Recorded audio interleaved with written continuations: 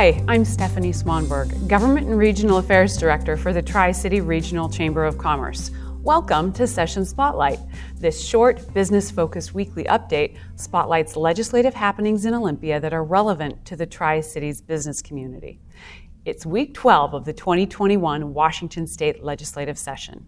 Well, the Senate and House Democrats have rolled out their two-year operating budgets. The Senate budget is over $59.2 billion, a 12% spending increase. This plan assumes that the capital gains tax will pass and draws down the rainy day fund to $1 billion.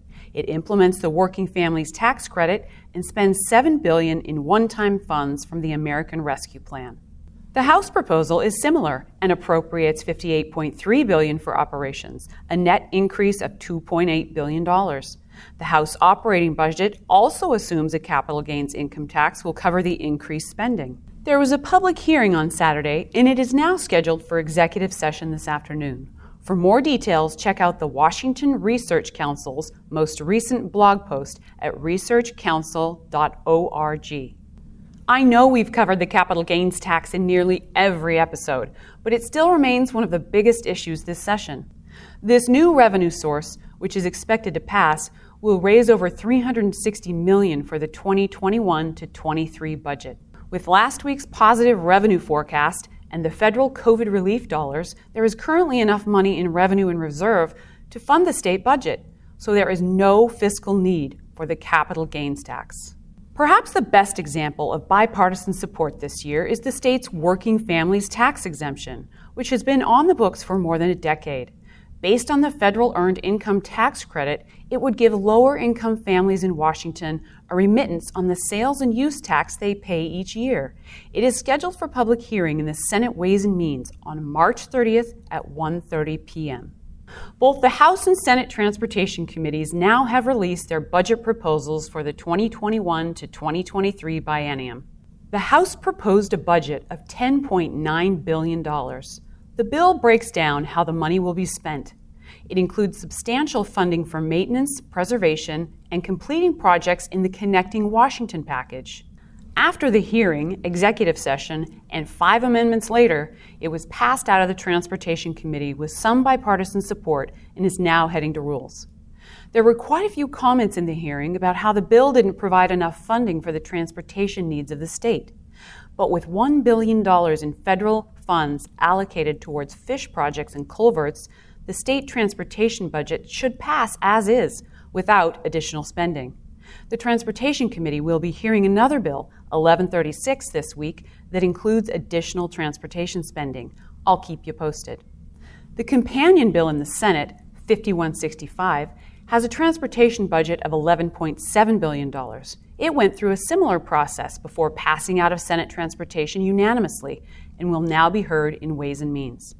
Transportation is a priority for the Chamber because of the critical role it plays in the economic vitality of our region. And speaking of transportation, the chair of the House Transportation Committee, Representative Fye, has sponsored the first baby bill of the session, House Bill 1564, concerning transportation spending. It basically says that more transportation funding will be added from several different accounts, but we don't know how much or for what purpose. It is scheduled for public hearing in the House Committee on Transportation this morning in anticipation of Fye's transportation funding bill passing. I'm curious how a hearing will go on a bill with no details and no content.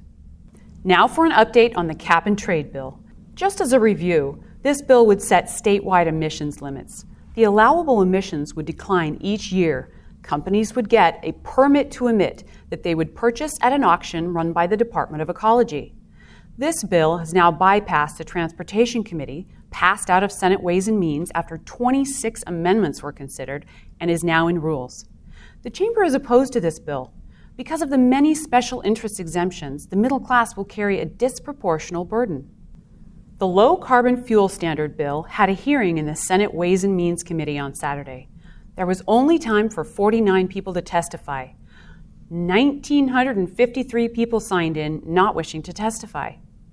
Those testifying against the bill wondered if a rise in gas prices would translate to reducing greenhouse gases. Is this bill necessary with the year-to-year rise in vehicle electrification and more fuel-efficient vehicles?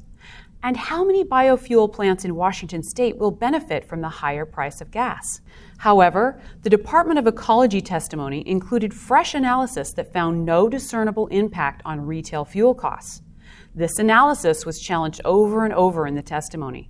It doesn't matter whether you look at reports from the California Energy Commission, the Legislative Analyst's Office, or the Puget Sound Clean Air Agency. They all conclude that a low-carbon fuel standard raises fuel prices.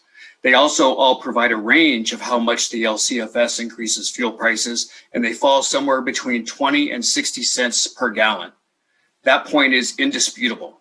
My question to the committee is, why is interstate commerce via air, water vessels, and rail freight exempt, while trucking is not?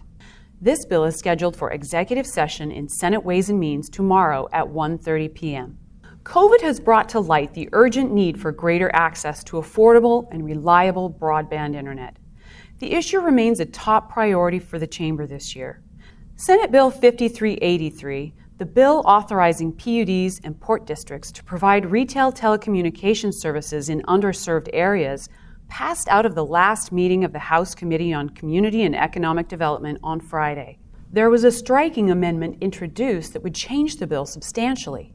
Unfortunately, the striker was adopted, and the second substitute version of the bill now heads to appropriations.